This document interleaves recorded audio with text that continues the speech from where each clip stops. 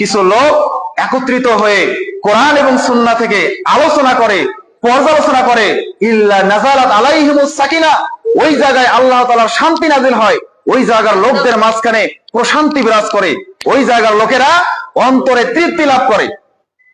সবাই হাজিরিন, কথা বললে আলোচনায় বিঘ্ন ঘটবে, এজন্য কথা বলা যাবে না। বলছিলাম যে এই যে আমরা কোরআন হাদিসের আলোচনা করতেছি, এই জায়গায় যারা বসবে এদের অন্তরে আল্লাহ সুবহানাহু ওয়া তাআলা প্রশান্তি দিবেন। কি দিবেন? সুবহানাল্লাহি ওয়া বিহামদিহি। ইল্লা নাযালাত আলাইহিমুস সাকিনা ওয়া গাশিয়াতুহুমুর রাহমা, এই জায়গায় আল্লাহ তাআলার রহমত বর্ষণ হয়। সুবহানাল্লাহি ওয়া বিহামদিহি। আল্লাহর রহমত যদি পেতে চান এই তালিমি বৈঠকে এসে বসতে হবে। আল্লাহর পক্ষ থেকে যদি অন্তরে তৃপ্তি, শান্তি, প্রশান্তি পেতে চান তালিমি বৈঠকে বসার বিকল্প কোনো রাস্তা নাই। এই বৈঠকে এসে সময় দিতে হবে, বাইরে ঘোরাফেরা করলে হবে না। আল্লাহ রাসূল সাল্লাল্লাহু আলাইহি ওয়াসাল্লাম বলছেন যে ইল্লা নাযালাত আলাইহিমুস সাকিনা ওয়া গাশিয়াতুহুমুর রাহমা ওয়া হাফাতুহুমুল মালায়েকা, এই তালিমের বৈঠকের, এই আলোচনা, এই জিকিরের মাজলিসের চতুর্দিকে ফেরেশতারা বেষ্টন করে। সুবহানাল্লাহি ওয়া বিহামদিহি। ফেরেশতারা কিভাবে বেষ্টন করে? এই হাদিসটা মিশকাতুল মাসাবি 2267 নম্বর হাদিস, সহিহুল বুখারী 6804 নম্বর হাদিস এবং সহিহ মুসলিমের মধ্যেও হাদিসটা এসেছে 6732 নম্বর হাদিস। একই হাদিস আল্লাহ রাসূল সাল্লাল্লাহু আলাইহি ওয়াসাল্লাম বলেন, ইন্নাল্লাহা, নিশ্চয় আল্লাহ তাআলার কিছু ফেরেশতা রয়েছে, ইন্নাল্লাহা মালাইকাতুন ফুদলান সাইয়ারাতুম মিন ফুজলান, আল্লাহ তাআলার একদল অতিরিক্ত ফেরেশতা রয়েছে যারা কাজ হচ্ছে কোথায় কোরআন হাদিসের আলোচনা হয়, কোথায় কোরআন হাদিসের দার্স হয়, এই দার্স তারা খুঁজে বেড়ায়। কারা? কথা বলবেন, কারা কোরআন হাদিসের দার্স খুঁজে বেড়ায়? ফেরেশতারা। আল্লাহ তাআলার অসংখ্য ফেরেশতা আছে, এক এক ফেরেশতার এক এক দায়িত্ব আছে, আছে না? আমাদের সামনে দুইজন কেরামান কাতিবিন সম্মানিত লেখক ফেরেশতা রয়েছেন, এদের কাজ আমাদের আমল লিপিবদ্ধ করা। আবার আমরা জানি মুনকার নাকির, এদের কাজ কবরে মানুষ মারা গেলে তাদের কি সওয়াল জবাব নেওয়া। এরপর জিবরাইল আছে, এর কাজ মানুষের রূহ, মানে আজরাইল নামে একজন ফেরেশতা আছে যার কাজ আছে কি আযাজিল, যার কোরআন সুন্নাহ থেকে নাম পাওয়া যায়, এনার কাজ হচ্ছে মানুষের রূহ নিয়ে যাওয়া। তো এক এক ফেরেশতার এক এক কাজ রয়েছে। এই সমস্ত ফেরেশতা বাদ দিয়েও আল্লাহ রাসূল সাল্লাল্লাহু আলাইহি ওয়াসাল্লাম বলতেছেন যে আল্লাহ তাআলার একদল ফেরেশতা রয়েছেন, এক গ্রুপ ফেরেশতা রয়েছেন যাদের কাজ এরা সারাদিন খুঁজে বেড়ায় কোথায় কোরআন হাদিসের আলোচনা হয়, কোথায় জিকিরের মাজলিস হয়, কোথায় মানুষেরা বসে একত্রিত হয়ে কোরআন হাদিস নিয়ে আলোচনা করে, পর্যালোচনা করে। এই বৈঠক ফেরেশতারা তালাশ করে, করতে করে ওয়াইজা ওয়াজাদু, যখন ফেরেশতারা ঘুরতে ঘুরতে যখন দেখে যে এই বানিয়াপাড়ায় এক জায়গায় কোরআন হাদিসের আলোচনা হচ্ছে, তখন তারা ক্বাদু মাআহুম, আপনাদের চতুর্পাশে ফেরেশতারা কি করে? বসে যায়। যদিও মানুষ বাইরে ঘোরাফেরা করতেছে, কিন্তু ফেরেশতারা এই বৈঠকটাকে মূল্যায়ন করে তারা এসে মসজিদের চতুর্দিকে বসে যায়। কিভাবে বসে? আল্লাহ রাসূল সাল্লাল্লাহু আলাইহি ওয়াসাল্লাম বলছেন, তারা একজন ফেরেশতা আরেকজন ফেরেশতার সাথে এমন ভাবে লেগে দাঁড়ায়, পাশাপাশি সারিবদ্ধ ভাবে হয়ে তারা চতুর্দিকে বসার পর বসতে বসতে তারা একদম আসমান থেকে দুনিয়া পর্যন্ত ভরপুর হয়ে যায়। সুবহানাল্লাহ। ওয়াইজা তাফাররাকু, যখন জিকিরের বৈঠক, যখন মাজলিসটা শেষ হয়ে যায়, ফেরেশতারাও চলে যায় কোথায়? আসমানে চলে যায় আল্লাহ সুবহানাহু ওয়া তাআলার কাছে। আল্লাহ তাআলার কাছে যখন তারা চলে যায়, আল্লাহ তাআলা তাদেরকে তখন জিজ্ঞাসা করে যে ফেরেশতারা তোমরা কোথায় থেকে আসলে? যদিও আল্লাহ তাআলা আগে থেকে জানে যে এরা এই জিকিরের মজলিস, এখান থেকে তারা চলে গেছে, এখান থেকে আল্লাহ তাআলার কাছে গেছে। জানার পরেও আল্লাহ তাআলা তাদেরকে কি বলতেছেন যে তোমরা কোথায় থেকে আসলে? এবার ফেরেশতারা বলছেন যে আমরা অমুক বানিয়াপাড়ার অমুক মসজিদ থেকে আমরা আসলাম, যে আল্লাহ তোমার ওখানে কিছু বান্দা ইউসাব্বিহুনাকা ইউকাব্বিরুনাকা ইউহাল্লিলুনাকা, তারা তোমার তাকবীর দিচ্ছে, তোমার প্রশংসা করতেছে, তোমার তাহলিল, মাঝে মাঝে লা ইলাহা ইল্লাল্লাহ বলতেছে, সুবহানাল্লাহ বলতেছে, এই সমস্ত বাক্য তারা উচ্চারণ করতেছে। তখন আল্লাহ তাআলা এই কথাগুলো শোনার পর খুশি হয়ে যায়। তখন তারা বলে যে আল্লাহ, এরা আপনার কাছে জান্নাত চায়, এরা আপনার কাছ থেকে কিছু জিনিস চায়। ইয়াসআলুনাকা, হে আল্লাহ, এরা আপনার কাছ থেকে কিছু চায়। আল্লাহ তাআলা বলে যে এরা আমার কাছ থেকে কি চায়? বলে যে আল্লাহ, এরা আপনার কাছে জান্নাত চায়, আপনার জান্নাত এরা চায়। আল্লাহ তাআলা বলে হাল রাল জান্নাতা, তারা কি আমার জান্নাত দেখেছে? ফেরেশতা বলে যে লা ইয়া রাব্বি, না হে আল্লাহ, এরা আপনার জান্নাত দেখেন নাই। কি আপনারা কি জান্নাত দেখেছেন? কোন মানুষ দেখেছে? দেখেনি। তো ফেরেশতারা একই কথা বলতেছে যে না আল্লাহ, এরা তো আপনার জান্নাত দেখি নাই। তো বলতেছে যদি তারা লা রাল জান্নাতি, যদি তারা আমার তৈরি করা জান্নাতটা দেখতো তাহলে তারা কি করতো? কি তাই না? যদি আমরা আল্লাহ তাআলার এই যে নাজ নিয়ামত করা জান্নাত, এটা যদি আমরা দেখতাম তাহলে কি করতাম? এই কথা আল্লাহ তাআলা ফেরেশতাদেরকে প্রশ্ন ছুড়ে দিলেন যে বলো তো, তোমরা আমার জান্নাত দেখেছো, তোমরা আমাকে দেখে ইবাদত করো, কিন্তু তারা এমন মানুষ, তারা আমাকে দেখে নাই, জান্নাতও দেখে নাই, না দেখেই তারা কি করতেছে? এইরকম জিকিরের বৈঠকে এসে বসে যাচ্ছে, কোরআন হাদিসের দার্সে তারা বসতেছে, কোরআন হাদিসের আলোচনা তারা শুনতেছে। ফেরেশতারা, তোমাদের কাছে প্রশ্ন, এবার তোমরা বলো তো, যদি তারা আমার এই জান্নাতটা দেখতো তাহলে তারা কি করতো? এবার ফেরেশতারা লাজবাব কোন উত্তর দিতে না পারে বলতেছে, আল্লাহ, তারা তোমার কাছ থেকে আশ্রয় চায়, আল্লাহ তোমার কাছ থেকে তারা পানা চায়। বলে যে তারা কি থেকে পানা চায়? তখন ফেরেশতারা বলে, আল্লাহ, এরা তোমার জাহান্নাম থেকে পানা চায়। কি আমরা জাহান্নাম থেকে আশ্রয় চাই না? আল্লাহর কাছে মুক্তি চাই না যে আল্লাহ তুমি আমাকে জাহান্নাম থেকে মুক্তি দাও? আল্লাহর রাসূল সাল্লাল্লাহু আলাইহি ওয়াসাল্লাম বলেছেন যে তোমরা জাহান্নাম পাওয়া, মানে জাহান্নাম থেকে বাঁচার জন্য দোয়া করবে, জান্নাত পাওয়ার জন্য দোয়া করবে, এই মর্মে একটা দোয়া রয়েছে।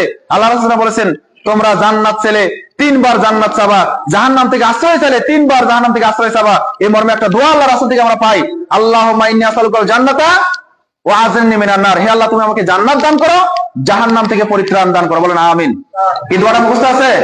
আল্লাহুম্মা আযিরনি মিনান নার। বলেন আল্লাহুম্মা ইন্নী আসআলুকা জান্নাতা ওয়া আযিরনি মিনান নার। আল্লাহুম্মা ইন্নী আসআলুকাল জান্নাতা ওয়া আযিরনি মিনান নার। আল্লাহুম্মা ইন্নী আসআলুকাল জান্নাতা ওয়া আযিরনি মিনান নার। এই দোয়াটা পড়তে হবে। আল্লাহ, তুমি আমাকে জান্নাত দান করো, জান্নাতুল ফেরদাউস দান করো, যেটা সবচেয়ে বড় জান্নাত। এই জান্নাত আল্লাহ তুমি আমাকে দান করো এবং জাহান্নাম থেকে আমাদেরকে বাঁচাও। এটা প্রত্যেকটা আদম সন্তানের অন্তরে চাওয়া পাওয়া। আল্লাহর কাছে আমরা এটা প্রত্যেকে চাই। কি চান না? সবাই চাই। তো ফেরেশতারা বলছে, আল্লাহ, এরা আপনার জাহান্নাম থেকে আশ্রয় চায়, এরা আপনার কাছ থেকে জাহান্নাম থেকে বাঁচতে চায়। আল্লাহ তাআলা আবার ফেরেশতাদেরকে প্রশ্ন করে, হাল রাআল নারা, তারা কি আমার জাহান্নাম দেখেছে? তারা কি আমার জাহান্নামের আগুন দেখেছে? ফেরেশতা বলে, লা, আল্লাহ, এরা আপনার জাহান্নামের আগুন দেখেনি, জাহান্নাম দেখেনি। এরপর যদি আল্লাহ তাআলা তাদেরকে প্রশ্ন ছুড়ে দেয়, হাল রাআল নারি, যদি তারা আমার জাহান্নাম দেখতো তাহলে এরা কি করতো? এবার ফেরেশতারা বলে যে, আল্লাহ, এরা আপনার কাছ থেকে ক্ষমা ভিক্ষা চায়, এরা ইয়াস্তাগফিরুনাকা, আপনার কাছ থেকে ক্ষমা চায়। আল্লাহ, এরা এই জিকিরে মজলিসে বসেছে, তোমার প্রশংসা করে, তোমার তাকবীর পাঠ করে, তোমার হামদসানা করে এবং তোমার কাছ থেকে জান্নাত চায় এবং তোমার জাহান্নাম থেকে আশ্রয় চায়। সর্বশেষ এরা আপনার কাছ থেকে তারা যে গুনাহ খাতাগুলো করে আল্লাহ, এগুলো থেকে আশ্রয় চায়, পানা চায়। আল্লাহ, তুমি তাদেরকে মাফ করো। তখন আল্লাহ তাআলা শেষে ঘোষণা দেয়। কি ঘোষণা দেয় জানেন? বলেন, কদ গফারতু লাহুম, আমি তাদের সমস্ত গুনাহ খাতা মাফ করে দিলাম। বলেন সুবহানাল্লাহ। এই বৈঠকে এখন যারা আমার সামনে বসে আছেন, এই হাদিস প্রমাণ করে, সহিহ মুসলিমের হাদিস, বুখারীর হাদিস, মিশকাতুল মাসাবির হাদিস 2267 নম্বর হাদিস প্রমাণ করে, এই বৈঠকে যারা শুধু বসে গেছে, বসার কারণে আল্লাহ তাদের সমস্ত গুনাহ মাফ করে দিয়েছেন। শুধু এতটুকুই নয়, শুধু এতটুকুই নয়, ফেরেশতারা বলতেছে, ফেরেশতাদেরকে আল্লাহ তাআলা শুনিয়ে দিচ্ছে যে, শোনো, তারা যা চায় আমার কাছ থেকে আমি তাদেরকে তাই দিয়ে দেব। সুবহানাল্লাহ। আমরা কি চাই? একটু আগেই ফেরেশতা বলেছে যে আমরা জান্নাত চাই। কি চাই? আমরা আল্লাহ তাআলার কাছে জান্নাত চাই। তো আল্লাহর ফেরেশতারা বলছে যে, আল্লাহ তাআলা ফেরেশতাদেরকে বলে দিচ্ছে যে তারা যেটা চায় আমি তাদেরকে সেটাই দিয়ে দিলাম। সুবহানাল্লাহ। এই বৈঠকে বসার কারণে আল্লাহ আমাদের সমস্ত গুনাহ মাফ করে দিবেন। এই বৈঠকে বসার কারণে আল্লাহ তাআলা আমাদেরকে জান্নাত দিবেন। এই বৈঠকে বসার কারণে আল্লাহ তাআলা ফেরেশতাদেরকে বলছেন যে আমি তারা আমার কাছ থেকে যেটা থেকে আশ্রয় চায়, যেটা থেকে বাঁচতে চায়, যেটা থেকে পানা চায়, আমি আল্লাহ তাদেরকে সেটা থেকে আশ্রয় দিয়ে দিলাম। সুবহানাল্লাহ। অর্থাৎ জাহান্নাম থেকে আপনাকে মুক্তি দিবেন যদি আপনি এই জিকিরের মজলিসে বসতে পারেন। কয়েকটা হাদিস, আগের হাদিস থেকে প্রমাণ হয়, এখানে বসলে আল্লাহ তাআলার প্রশান্তি নাজিল হয়, এখানে বসলে আল্লাহ তাআলা বরকত নাজিল হয়, এখানে বসলে ফেরেশতারা চতুর্দিকে বেষ্টন করে, এখানে বসলে আল্লাহ তাআলা জীবনের গুনাহ খাতাগুলো মাফ করে দেয়, এখানে বসলে আল্লাহ তাআলা আপনাকে আমাকে জান্নাত দিবেন ওয়াদা করেছেন, এখানে বসলে আল্লাহ তাআলা আপনাকে আমাকে জাহান্নাম থেকে মুক্তি দিবেন। সুবহানাল্লাহি ওয়া বিহামদিহি। সম্মানিত হাজিরিন, হাদিসটা বুঝলেন কিনা? এই আলোচনায় বসতে হবে। ফেরেশতারা কি করেছিল? যখন তারা জিকিরে বৈঠক পেয়েছিল, তারা কি করেছিল? কাদু মাহুম, এই সমস্ত মানুষের সাথে বসে গিয়েছে। তো এইরকম আলোচনা হবে, বসতে হবে। একজন ভাই, আপনারা খেয়াল করছেন কিনা, আমি খেয়াল করলাম যে একজন ভাই প্রতিমধ্যে যাচ্ছিলেন, এই হাদিসের কিতাবের শেষাংশে এসেছে, মিশকাতুল মাসাবির হাদিসটা শেষের অংশে এসেছে। বলতেছেন যে আল্লাহ, ফেরেশতারা বলতেছে আল্লাহকে, আল্লাহ, যারা এখানে বসেছে এদেরকে ক্ষমা করলাম, এদেরকে ক্ষমা করলেন এটা বুঝলাম, এদেরকে জান্নাত দিলাম এটাও বুঝলাম, এদেরকে জাহান্নাম থেকে আশ্রয় দিলাম এটাও বুঝলাম। আল্লাহ, একজন ব্যক্তি আব্দুল খুতাওয়া যে ছিল গুনাহগার, পাপিষ্ঠ, এত তার গুনাহ ছিল, এই ব্যক্তিটা এখানে বসবে এই নিয়তে আসে নাই। আল্লাহ, রাস্তার পাশে যেহেতু এই মাহফিলটা হচ্ছে, এই জিকিরের বৈঠকটা হচ্ছে, সে যাওয়ার পথে যখন শুনলো যে এখানে আলোচনা হচ্ছে, আল্লাহ, সে এসে বসে গেছে। ফেরেশতা কাকে বলতেছে? আল্লাহকে আরজি জানাচ্ছে। আল্লাহ, একজন ব্যক্তি রাস্তা দিয়ে যাচ্ছিল, যাওয়ার পর সে গুনাহগার ব্যক্তি, যাওয়ার পর দেখতেছে এখানে আলোচনা হচ্ছে, সে এসে বসে গেছে। আল্লাহ, তো যারা এখানে বসে আছে তাদেরকে মাফ করলেন, যারা নিয়ত করে বসে আছে তাদেরকে ক্ষমা করলেন। আল্লাহ, যে ব্যক্তিরা নিয়ত ছাড়া এসে বসে গেছে, একে আমি কি করবো? একে আমি কি নাকি দেবো? আল্লাহ তাআলার উত্তর হচ্ছে, আল্লাহ তাআলা উত্তর দেয় যে এটা এমন একটা বৈঠক, এই বৈঠকে যারা সাহাবী হবে, যারা সাথী হবে, যারা বসে যাবে, লাইয়াসটা, তাদেরকে কখনো নিরাশ করা হয় না। সুবহানাল্লাহ। অর্থাৎ তাকেও ক্ষমা করা হলো, তাকেও জান্নাত দেওয়া হলো, তাকেও জাহান্নাম থেকে মুক্তি দেওয়া হলো। সুবহানাল্লাহ। এতক্ষণ যাবত আমি আপনাদের সামনে একটা হাদিসের অনুবাদ করে শোনালাম, যে একটা হাদিস, বিরাট লম্বা হাদিস এবং এত ফজিলতপূর্ণ হাদিস, যেটার উপর আলোচনা করলে আরো অনেক দীর্ঘ লম্বা সময় এর ব্যাখ্যায় করতে যাবে। সম্মানিত হাজিরিন, তো আমি দীর্ঘ সময় এদিকে নিচ্ছিলাম। আমি বলছিলাম যে এই জিকিরের বৈঠক, এটা আপনাদের আমাদের করা দরকার আছে কিনা বলেন? দরকার আছে? এটা প্রতি মাসে একদিন আমরা আসি আপনাদের সামনে, এটা আপনারা চান? চান? যদি চান, আমরা আলোচনা শেষে একটা ডেট আপনারা দেবেন। আমরা সুদূর গুড়িরডাঙ্গা থেকে, দারুল হাদিস সালাফিয়া মাদ্রাসা থেকে আমরা দুইজন শিক্ষক এসেছি, আমাদের প্রধান প্রিন্সিপাল সাহেব এসেছেন, এবং আমি সে মাদ্রাসার একজন ক্ষুদ্র নগণ্য একজন শিক্ষক, আমিও এসেছি। যদি আপনারা এটা চান, আমরা প্রতি মাসে একটা দিন ফি সাবিলিল্লাহ, আল্লাহ তাআলার রাস্তায় এসে সময় দেব। ইনশাআল্লাহ আপনাদেরকে সময় দিতে হবে, পারবেন তো ইনশাআল্লাহ? এরপর আরেকটা হাদিস বলি, সেই মুসলিমের মধ্যে হাদিসটা এসেছে, মিশকাতেও হাদিসটা এসেছে। আল্লাহ রাসূল সাল্লাল্লাহু আলাইহি ওয়াসাল্লাম বলেছেন, হাদিসটা মা আয়েশা থেকে বর্ণিত, তিনি বলেন, রাসূল সাল্লাল্লাহু আলাইহি ওয়াসাল্লাম বলেছেন, কোন ব্যক্তি যদি সন্ধ্যার কিছু সময়, কোন ব্যক্তি যদি সকালের একটু সময় আল্লাহ তাআলার রাস্তায় ব্যয় করে, লা গদওয়াতুন ফি সাবিলিল্লাহ, লা গদওয়াতুন ফি সাবিলিল্লাহ, দিনের মধ্যে একটু সময় সে যদি আল্লাহর পথে ব্যয় করে, আল্লাহর রাস্তায় সময় ব্যয় করে, খায়রুম মিনাদ দুনিয়া ওয়া মা ফিহা। সুবহানাল্লাহ। বাক্যটা বুঝলেন কিনা? আল্লাহ রাসূল বললেন, যদি কোন সম্প্রদায়ের কিছু লোক, যে কোনো ব্যক্তি আল্লাহর রাস্তায় একটু সময় ব্যয় করে, কোরআন হাদিসের মজলিসে এসে বসে যায়, একটু সময় আল্লাহর পথে ব্যয় করে, আল্লাহ তাআলা বলছেন এই সময়টুকু পৃথিবীর মধ্যে যত সম্পদ আছে সব কিছু চাইতে উত্তম। সুবহানাল্লাহ বলেন। এখনো বুঝে নাই, আর কি ব্যাখ্যা করে বলি। অর্থাৎ আল্লাহ রাসূল বলতেছেন, এই যে আমরা এখানে এসে বসে গেছি, এখানে যদি আমরা একটা ঘন্টা মাগরিব থেকে এসে সময় দেই, এটা একটা সময় আল্লাহর রাস্তায় দেওয়া না? এই সময়টার মূল্য কতটুকু? আল্লাহ রাসূল বলছেন, দুনিয়ার যত সম্পদ রয়েছে এর সাথে উত্তম। তার মানে পৃথিবীতে এক কাঠা জমির দাম কত? 1 শতক জমির দাম কত? হয়তো বা এই জায়গায় হয়তো 1 শতক জমির দাম 1 লক্ষ টাকা, বা কচুবাড়ি বাজারে যদি 1 শতক জমি নিতে তাহলে 1 লক্ষ টাকা লাগে না? বদরগঞ্জে যান 5 লক্ষ, 6 লক্ষ, 7 লক্ষ টাকা লাগবে। রংপুরে যান 10 লক্ষ, 15 লক্ষ, 20 লক্ষ, ঢাকায় যান 1 কোটি টাকা। 1 শতক জমির দাম 1 কোটি টাকা।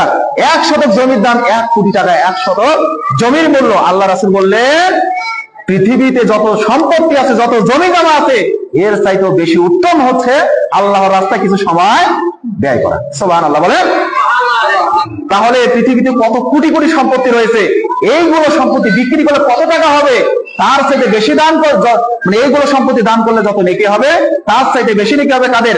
যারা আপনারা আমার সামনে আল্লাহর রাস্তায় সময় ব্যয় করতেছেন, সময় দিচ্ছেন। সেটা আপনিও, আমিও শুধু অনেক দূর থেকে এসেছি, আমিও আলোচনা করতেছি, আল্লাহর রাস্তায় সময় দিচ্ছি। এর বিনিময়ে আল্লাহ তাআলা বলছেন, দুনিয়া এবং দুনিয়ার মধ্যে যত সম্পদ আছে সব আল্লাহর রাস্তায় দিলে তত নেকি হবে, তত নেকি আল্লাহ তাআলা আপনার আমার আমলনামায় দেবেন। সুবহানাল্লাহ। এই বাক্যের মধ্যে শুধু এটাই বলেন, আরো বলেছেন ওয়ামা ফিহা, এর মধ্যে যে টাকা পয়সা, বাড়ি গাড়ি, সোনা দানা, হীরা মুক্তা, মাণিক্য, যত সম্পদ বলতে যা কিছু বোঝায় সবকিছু আল্লাহর রাস্তায় দান করলে যত নেকি হবে, আল্লাহর রাস্তায় 1 ঘন্টা একটু সময় ব্যয় করলে তত নেকি হবে। সুবহানাল্লাহ। সম্মানিত হাজিরিন, আমি আলোচনার প্রারম্ভে আপনাদেরকে বোঝাতে চাইলাম তালিমি বৈঠকের ফজিলত, তালিমি বৈঠকের গুরুত্ব। তালিমি বৈঠকের গুরুত্বটা খুবই বেশি, কেননা আজকে আমাদের সমাজের অধিকাংশ মানুষ অজ্ঞ। কোরআন সুন্নাহ সম্পর্কে তাদের অনেক জ্ঞান কম, তাদের জ্ঞান খুবই কম, সামান্য জ্ঞান।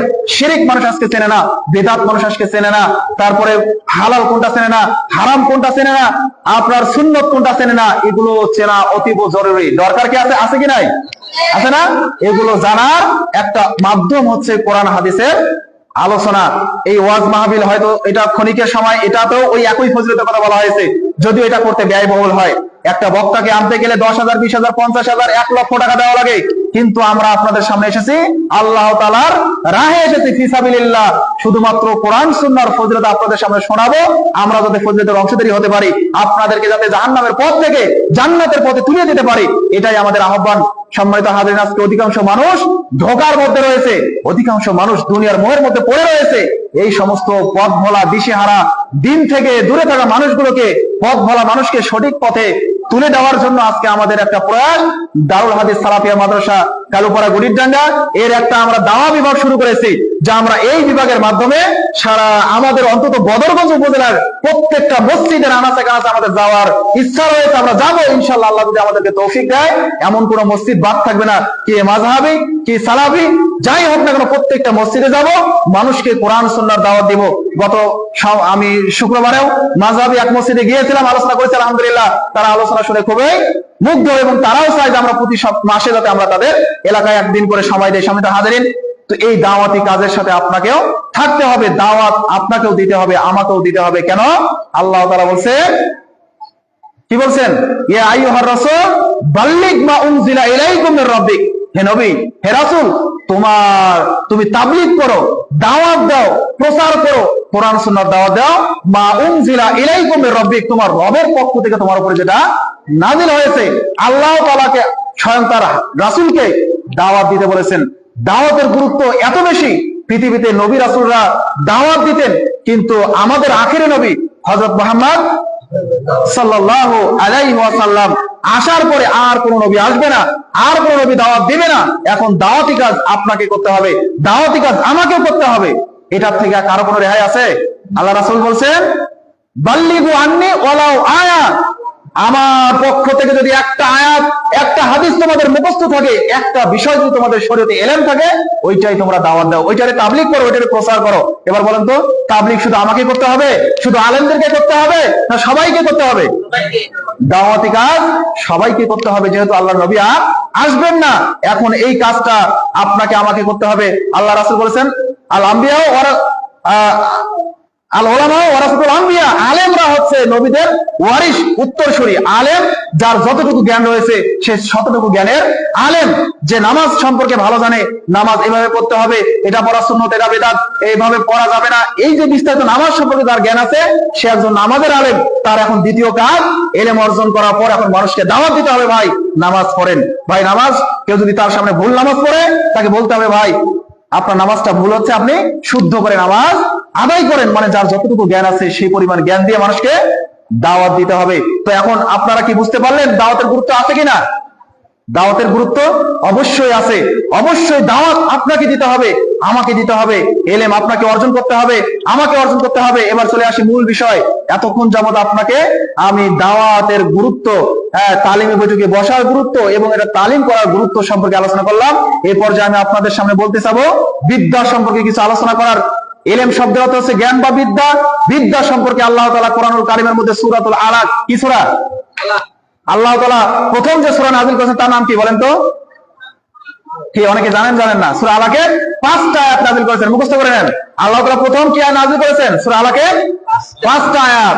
সূরা আলাকের এটা মুখস্থ করবেন। তালিম বইটা আমি শুধু বলে গেলাম আর আপনারা চলে গেলেন, কি বুঝলেন, কিছু হলো না, এমনটা যাতে না হয়। আপনারা মনে রাখবেন, হয়তো ইতিপূর্বে যারা শুনেছেন ভালো, আলহামদুলিল্লাহ, যারা শুনেননি আজকে শুনছেন, মুখস্থ করে নেন যে আল্লাহ তাআলা কোরআনের প্রথম সূরা নাযিল করেছেন সূরা আলাক।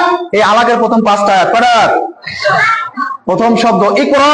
আল্লাহ তাআলা নবীকে বলছেন ইকরা, পড়ো। ইকরা মানে পড়ো। তো প্রথম শব্দ কি নাযিল করেছেন? পড়ার কথা বলেছেন। তো এটা শুধু নবীকে নয়, এটা আম জনতা সবাইকে আল্লাহ তাআলা বলছেন ইলম অর্জন করার জন্য, জ্ঞান অর্জন করার জন্য।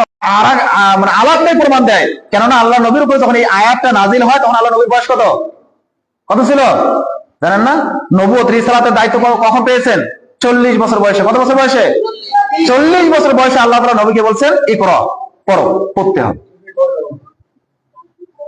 40 বছর বয়সে আয়াত নাযিল করে বলতেছেন যে পড়ো। পড়ার বিকল্প নাই, এই জন্য পড়ার কোনো বয়স নাই, আজীবন শিখবো তাই। শিক্ষার কোনো বয়স নাই, আজীবন শিখবো তাই। শিখতে হবে আজীবন। আর যদি একটা জাল হাদিস রয়েছে বা জয়ীফ হাদিস রয়েছে, যে দোলনা থেকে কবর পর্যন্ত, মৃত্যু পর্যন্ত আপনাকে এলেম অর্জন করতে হবে। দোলনার শিশুরা কখনো এলেম অর্জন করতে পারে না। একটা সন্তান যে ভূমিষ্ঠ এখনো কোনো কিছুই শেখে নাই, সে তখন যদিও এটা হাদিস না, কিন্তু তারপরে এটা গুরুত্ব বোঝানোর জন্য বলছিলাম যে আপনাকে শিশুকাল থেকে শুরু করে মৃত্যুর আগ পর্যন্ত কি করতে হবে? এলেম অর্জন করতে হবে, এলেম তালাশ করতে হবে। এলমের ফজিলত অনেক। আল্লাহ রাসূল সাল্লাল্লাহু আলাইহি ওয়াসাল্লাম বলছেন, তলাবুল ইলম ফরিজাতুন আলা কুল্লি মুসলিমিন, প্রত্যেকটা মুসলিম নর নারীর উপরে এলেম অর্জন করা সুন্নত, নফল নাকি ফরজ? কে বলছেন? রাসূল সাল্লাল্লাহু আলাইহি ওয়াসাল্লাম বলছেন যে তলাবুল ইলম ফরিজাতুন আলা কুল্লি মুসলিম, প্রত্যেক মুসলিম নর নারীর উপরে এলেম অর্জন করা ফরজ। সেটা ছোট বাচ্চা হোক, বড় বয়স্ক বৃদ্ধ হোক। একজন সালাফ ছিল, তিনি মানে মৃত্যুর শিওরে দাঁড়িয়ে শেষ বছর বয়সে, শেষ বয়সে মানে মারা যাবে এই অবস্থায় বলতেছেন যে ভাই, আমি পৃথিবীর অনেক এলেম অর্জন করেছি, কিন্তু আমার ফারায়েজের জ্ঞান, জমি বন্টন, এই জ্ঞানটা আমার নাই। যদি তোমাদের কারো জানা থাকে আমাকে একটু শিক্ষা দেন, আমি শিখবো। আমি মরার আগে এই এলেমটা অর্জন করতে চাই। তার মানে এটা দিয়ে বোঝাতে চাচ্ছি, মৃত্যুর আগ পর্যন্ত, মৃত্যুর শিওরে দাঁড়িয়ে সে এলেম অর্জন করতে যাচ্ছে। আর আপনি আমি খাই দাই, পেশাব পায়খানা করি, আমরা কোনো হিসাব করি না। এই জন্য আমাদেরকে বলা হয়েছে সূরা আনামের ৭৯ নম্বর আয়াতে যে উলাইকা কাল আনাম, এই সমস্ত মানুষ আর পশু পাখির মধ্যে কোনো তফাৎ নাই, পার্থক্য নাই, যারা খায় দায়, পেশাব পায়খানা করে গরু ছাগলের মতো। হিসাব করে না যে আমার মৃত্যু হলে আমার এই জীবন শেষ। যে জীবনের আমরা কি করতেছি, এত বড়াই করতেছি, এই জীবনের সময়টুকু কতটুকু? সূরা মারিজ আল্লাহ তাআলা বলেছেন খামসিনা আলফা সানা, যেদিন আল্লাহ তাআলা আমাদের হিসাব নিকাশ বিচার করবেন, হাসরে মাঠ হবেন, সেই দিনের তুলনায়, পৃথিবীর তুলনায় সেই দিনটা হচ্ছে 50,000 বছর লম্বা। সুবহানাল্লাহ। একটু আপনি হিসাব করেন তো, ওই দিনের তুলনায় আপনি কয়েক সেকেন্ড বাঁচবেন? একদিন যদি 50,000 বছর হয়, তো 50,000 বছর আমার 14 গোষ্ঠী দিয়েও কি পুরানো সম্ভব? সম্মানিত হাজারিন, তো সেই দিনের তুলনায় ওই দিনের মিনিট সেকেন্ড হিসাবে আজকে একদিন আমার একটা জীবনের হায়াতটা একটা সেকেন্ড হয় কিনা আল্লাহ তাআলাই ভালো জানে। তো সেইটা জীবন, সেই পরকালে সুখ শান্তি বাদ দিয়ে আমরা কি করতেছি? দুনিয়ার সামান্য ক্ষণিকের এই সময়ে আমরা পরকালকে ভুলে যাচ্ছি। সম্মানিত হাজারিন, আল্লাহ রাব্বুল আলামিন আমাদেরকে দ্বীনের সঠিক ইলম দান করুক, পরকালমুখী আমাদেরকে হওয়ার তৌফিক দান করুক। আল্লাহুম্মা আমিন। তো বলছিলাম, ইলম অর্জন করতে হবে, পড়তে হবে। পড়া সম্পর্কে আল্লাহ রাসূল সাল্লাল্লাহু আলাইহি ওয়াসাল্লাম বলেছেন, ইশারা দান কয়টা হয়?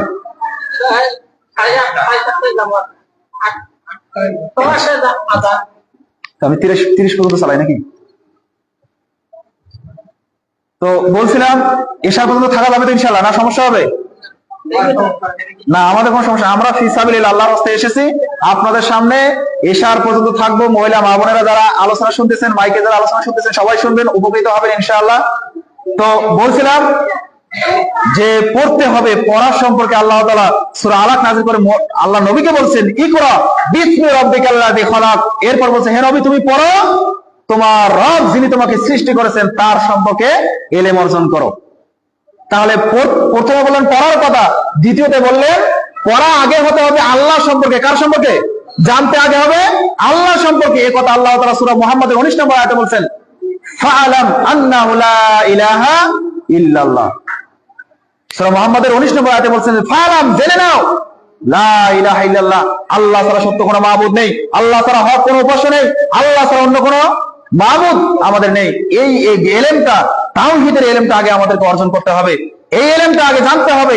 আজকে এটার সাথে বর্তমান শিক্ষা ব্যবস্থার বর্তমান সিলেবাস পরস্পর বিরোধী, কোরআন সুন্নাহর বিরোধী। আল্লাহ তাআলা বললেন, একটা সন্তানকে আগে শিক্ষা দাও কি? আল্লাহ সম্পর্কে শিক্ষা, লা ইলাহা ইল্লাল্লাহ, এই বাক্য আগে শিক্ষা দাও, এই বাক্য আগে জানাও। কিন্তু আমরা স্কুল কলেজ কিন্ডারগার্টেনে আগে শিখাই শরীয়তে অজগর, অজগরটি আসছে তেরে, নাকি? এই শিক্ষা আপনার সন্তানকে জীবনে কল্যাণ দিতে পারবে? কোশ্চিন কালেও কল্যাণ দিতে পারে না। এই শিক্ষা হচ্ছে কাগজি শিক্ষা।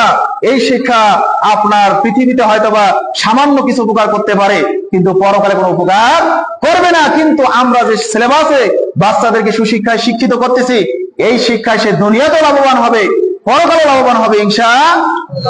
যদিও বলা হয় education is the backbone of a nation, শিক্ষাই হচ্ছে জাতির মেরুদণ্ড, এটা ভুল কথা।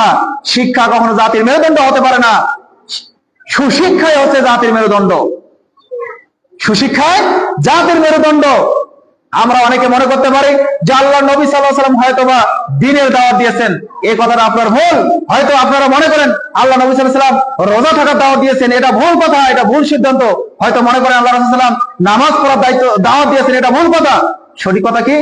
সঠিক হচ্ছে সূরা কোরআনের মধ্যে আল্লাহ তাআলা বলেন, হুয়াল্লাযী আরসালা রাসূলাহু বিল হুদা ওয়া দীনিল হক।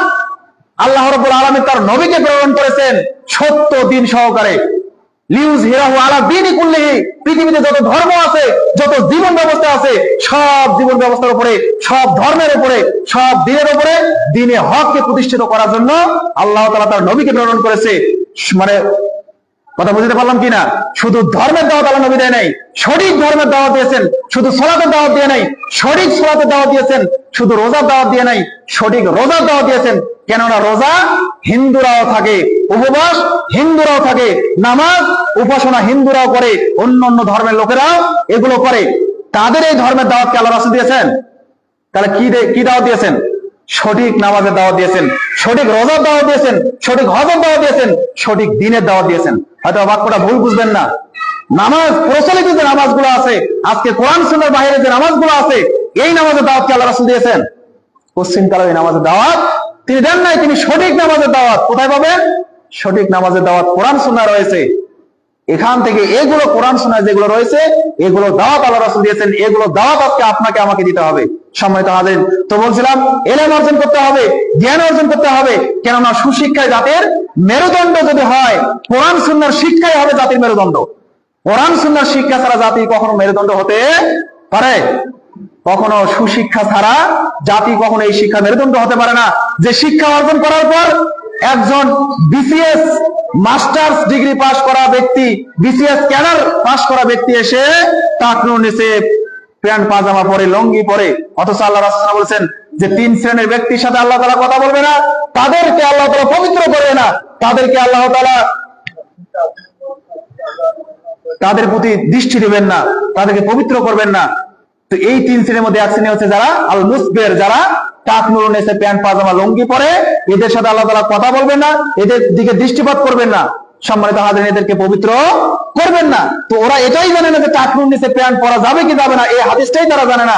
ইসলামের এই একটা সামান্য একটা বিষয় জানে না। তো এর যতই সে মাস্টার ডিগ্রি পাস করুক না কেন, এই বিদ্যা কোনো কাজে আসবে? অথচ আল্লাহ রাসূল সাল্লাল্লাহু আলাইহি ওয়াসাল্লাম বলেছেন কি, এর ফলে বিদ্যা উঠে যাবে, ওয়াকসিরা জাহাল, মূর্খতা বর্ষণ হবে, মূর্খ মানুষের সংখ্যা দিন দিন বেশি হবে, জ্ঞান মানুষের ভেতর থেকে চলে যাবে, আর মূর্খ মানুষের সংখ্যা দিন দিন বেড়ে যাবে। অথচ আমরা দেখতেছি আজকে এই গ্রামে হয়তোবা 10 বছর 20 বছর আগে একজন মাস্টার্স পাস করা ব্যক্তি খুঁজে পাওয়া খুব মুশকিল ছিল, গ্রামে 2-1 জন ছিল। কিন্তু এখন প্রত্যেক বাড়ি বাড়ি মাস্টার্স পাস আছে কিনা? কোরআন হাদিসের কথা ঠিক না, এই বর্তমান এই যে শিক্ষাকে আমরা শিক্ষা বলতেছি, এটা ঠিক কোনটা? যদি কোরআন হাদিসের কথা ঠিক হয় যে জ্ঞানী মানুষের সংখ্যা কমে যাবে, জ্ঞান কমে যাবে, মূর্খ মানুষের সংখ্যা বেশি হয়ে যাবে। কিন্তু আমরা সমাজে বাস্তব দেখতেছি মাস্টার ডিগ্রি পাস করা মানুষের সংখ্যা বেশি আর মূর্খ মানুষের সংখ্যা কমে যাচ্ছে, এটা আমরা মনে করতেছি। কিন্তু হাদিস তা বলতেছে না, হাদিস বলতেছে না, মূর্খ মানুষ বেশি হবে, জ্ঞানী মানুষ কমে যাবে। এর মানে কোরআন সুন্নাহর এলেমের মানুষ জ্ঞানী, এদেরকে বলা হয় আলেম। কোরআন সুন্নাহ যাদের জ্ঞান আছে এদেরকে শিক্ষিত বলা যাবে, তাছাড়া কাউকে শিক্ষিত বলা যাবে না। আপনি আমি যে জ্ঞানের অধিকারী, তার থেকে 1000 জ্ঞানের অধিকারী ছিল কে? আবু জাহেল, যিনি ছিলেন আরবির পণ্ডিত, যাকে সে সময়ের লোকেরা উপাধি দিয়েছিল আবুল হেকাম, জ্ঞানের পিতা, জ্ঞানের সর্দার তাকে বলা হতো। জ্ঞানের বাপ ছিল আবু জাহেল। আবুল হেকাম, তার পুরো নাম কি ছিল? আবুল হেকাম। অনেক জ্ঞান ছিল, এত জ্ঞান তার সাথে কেউ পারে না। সমাজের লোক তাকে উপাধি দিয়েছিল আবুল হেকাম, সবচেয়ে জ্ঞানী, জ্ঞানীর পিতা। এই আবু জাহেল যখন কোরআন সুন্নাহর ইলম গ্রহণ করেনি, ইসলামের কাছে আত্মসমর্পণ করেনি, কোরআন সুন্নাহর জ্ঞান থেকে যখন তার জ্ঞানটা আলাদা হয়ে গেছে, তখন এই জ্ঞানটাকে আল্লাহ রাসূল বলছেন আবু জাহেল, মানে মূর্খের পিতা, তাকে আর শিক্ষিত বলা হয়নি। আজকে যারা মাস্টার ডিগ্রি পাস, কিন্তু কোরআন সুন্নাহর বুনিয়াদী শিক্ষা, বুনিয়াদী ইলম আপনার মধ্যে নাই, আপনার ওই বিদ্যাকে আল্লাহ রাসূল সাল্লাল্লাহু আলাইহি ওয়াসাল্লাম বিদ্যা বলেননি, ওই বিদ্যা আপনার বাতিল, ওই বিদ্যার 5 পয়সা মূল্য নাই কোরআন সুন্নাহর। সম্মানিত হাজিরিন, এই জন্য আমি বলি, এখানে একটু দৃষ্টান্ত পেশ করি যে আজকে স্কুল কলেজের যে শিক্ষা ব্যবস্থা, সেখান থেকে কোরআন সুন্নাহর শিক্ষা নাই বললেই চলে, একদম সেফ আলাদা।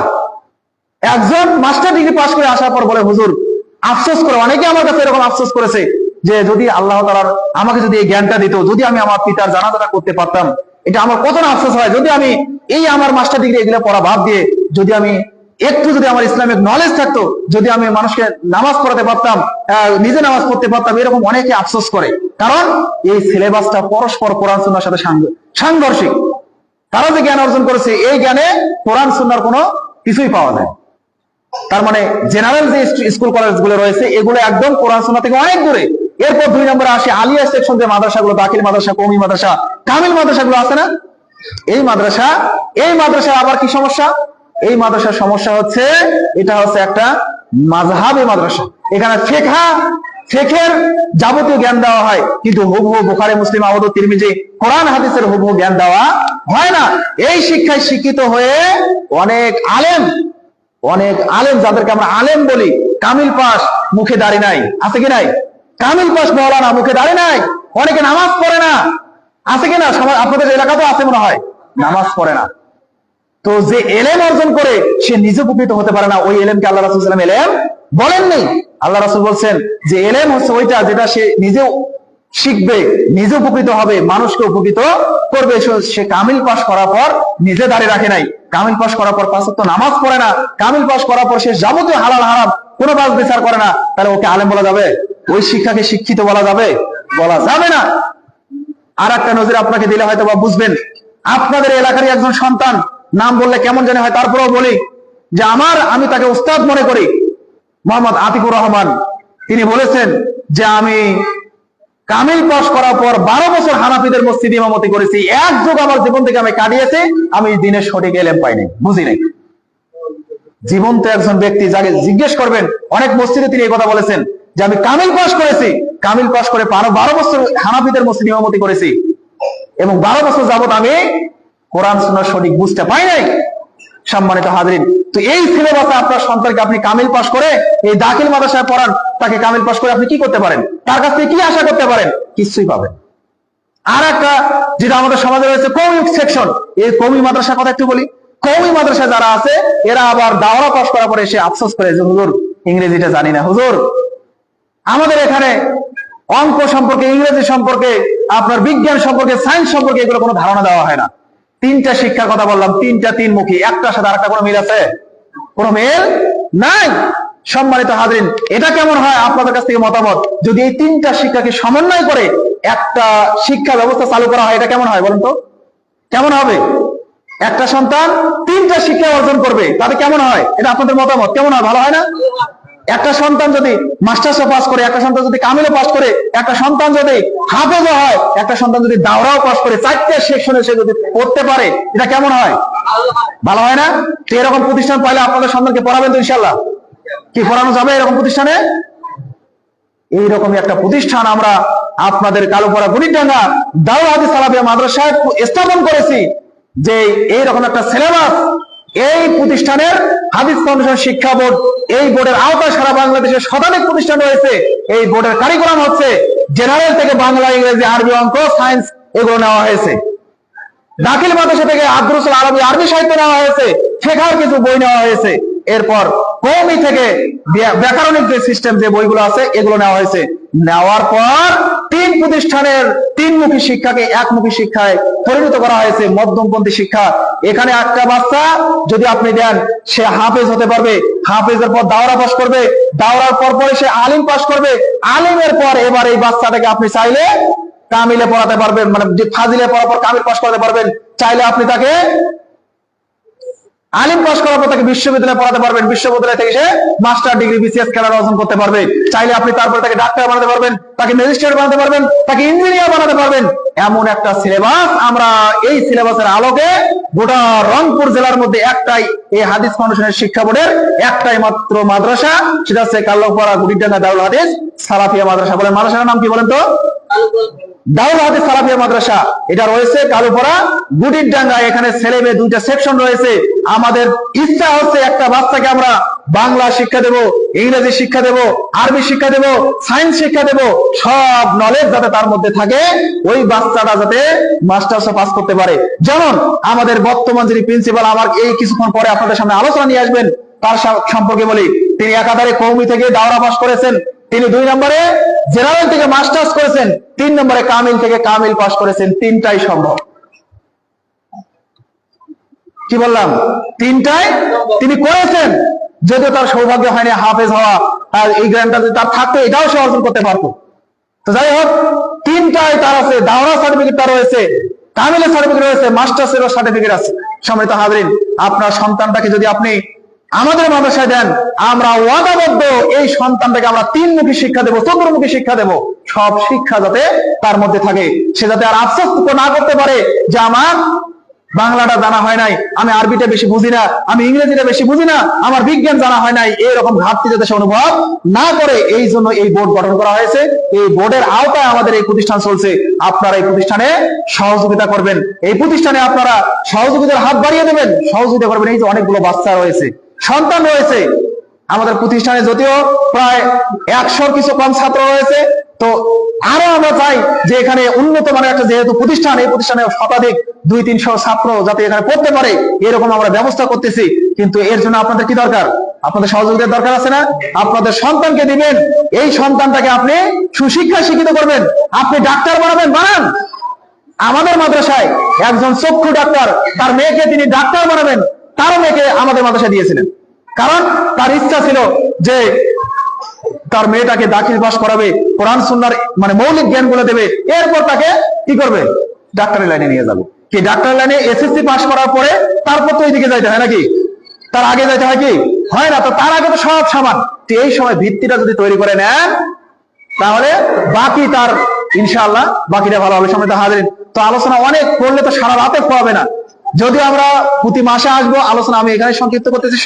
সর্বশেষ খুতবায় যে হাদিসটা পাঠ করেছি এটা অনুবাদ করে আলোচনা ইতি টানবো ইনশাআল্লাহ। আল্লাহ রাসূল বলেছেন, আন আবি হুরায়রা রাদিয়াল্লাহু তাআলা আনহু قال قال رسول الله صلى الله عليه وسلم اذا مات الانسان انقطع عنه عمله। একজন মানুষ মারা গেলে তার সমস্ত আমলের দরজা কি হয়ে যায়? বন্ধ হয়ে যায়। ইল্লা মিন সালাসা, তবে 3টা আমল, সে মারা গেল কবরে শুয়ে শুয়ে তারা কবরে নেকি যাবে। বলে সুবহানাল্লাহ। ইল্লা মিন সাদাকাতিন জারিয়া, 3-এর একটা কি? সদকায়ে জারিয়া। এই যে মসজিদ টাইসের কাজ চলতেছে, এখন পিছনে কাজ বাকি আছে, আপনি এই মসজিদে দান করবেন, সদকায়ে জারিয়া হবে। যত লোক মসজিদে এসে নামাজ পড়ে আপনি নেকি পাবেন। মাদ্রাসায় দান করবেন, যতদিন এই মাদ্রাসায় প্রতিষ্ঠা থাকবে ততদিন আপনি নেকি পেতে থাকবেন। সম্মানিত হাজিরিন, তাই আছে সদকায়ে জারিয়া করার চেষ্টা করবেন। মৃত্যুর আগে 2000, 5000, 10,000 যেটাই করেন না কেন দান করবেন, এটা আপনি মারা গেলেও এর নেকি পাবেন। 2 নম্বর কি বলছেন? ইল্লা মিন সাদকাতিন জারিয়ান। তারপরে বলছেন ইল্লা মিন আউল মিন ইউতাবা বিহি, এমন ইলম, এমন বিদ্যা যেটা মানুষের উপকার করতে পারে। দেখেন ইলমের কথা যেখানে আছে সেখানে কি বলছেন? আউল মিন ইউতাবা বিহি, এমন ইলম যেটা উপকার করতে পারে, যেটা উপকার করে। আমরা এমন ইলম অর্জন করি, এমন কামিল পাস করি, নিজের দাড়ি পর্যন্ত রাখতে হবে এটাও আমরা জানি না, নিজের উপকার করতে পারি না, মানুষের উপকার কেমনে করবো? সম্মানিত হাজিরিন, তো বলছিলাম আল্লাহ রাসূল বললেন 3-এর 1 সদকায়ে জারিয়া, 3-এর 2 উপকারী বিদ্যা, উপকারী ইলম। সর্বশেষ 3 নম্বর বলছেন আওয়ালাদুন সালেহুন, এমন সন্তান, নেক সন্তান, সুসন্তান, ইয়াদুলাহু, যে তার পিতামাতার জন্য দোয়া করতে পারে, যে তার পিতামাতার জন্য দোয়া করতে পারে। সন্তান আমরা অনেকের লালন পালন করি, সন্তান আমাদের অনেকের আছে, অনেকে আমরা সন্তান 4জন 5জন সন্তানের পিতা, গার্জিয়ান, কিন্তু আমরা সুসন্তান কয়জন করতে পেরেছি? কয়জন করতে পেরেছি? আমরা করতে পারি নাই। আপনি সন্তান জন্ম দিয়েছেন, যদি আপনার সন্তানটাকে আপনি সুশিক্ষা দিতে না পারেন, আপনার শুধু আমি এতটুকু অনুরোধ করব যে আপনারা দারুল হাদিস সালাফিয়া মাদ্রাসা শুধু আপনারা রেখে আসবেন। একে মানুষের মতো মানুষ করা, এই গড়ার দায়িত্ব আমাদের। যদিও আমরা চেষ্টা করি, কিছু ছাত্র বিফলে চলে যায়, কিছু ছাত্র যতই আমরা চেষ্টা করি না কেন তার তাকদিরে ইলম থাকে না। কেননা আল্লাহ রাসূল বলেছেন মাইরুদু বিল্লাহি খায়রান ইউফাকিহু ফিদ্দিন, সহিহ মুসলিম 2179 নম্বর হাদিস। আল্লাহ যার কল্যাণ চান, আল্লাহ যার ভালো চান, আল্লাহ যাকে মুক্তি দিতে চান, তাকেই দিনের সঠিক বুঝ দান করেন, সঠিক জ্ঞান দেন। যদিও আমি 1000 বার তাকে ইলম দিতে চাই, কিন্তু আল্লাহ যদি না দেয়, তার তাকদীরে যদি না রাখে, সে অর্জন করতে পারবে না। তো আপনাদেরকে বলবো, আপনার সন্তানকে যদি আপনি সুসন্তান করতে চান, এই হাদিসে রেখে যদি আমল করতে চান, 3টা আমলে আপনি করতে পারবেন মাদ্রাসা কেন্দ্রিক। 3টা আমলে মনে করে আপনি মাদ্রাসায় সাথে 3টা আমল জড়িত। 1 নম্বর দান, এটাও মাদ্রাসা করতে পারবেন, সদকায়ে জারিয়া। 2 নম্বর ইলম, এটাও মাদ্রাসা থেকে অর্জিত হয়। 3 নম্বর সুসন্তান, এটাও মাদ্রাসা থেকে সুসন্তান তৈরি হয়। আলহামদুলিল্লাহ, একটা মাদ্রাসা থেকে এত কিছু তৈরি হয়।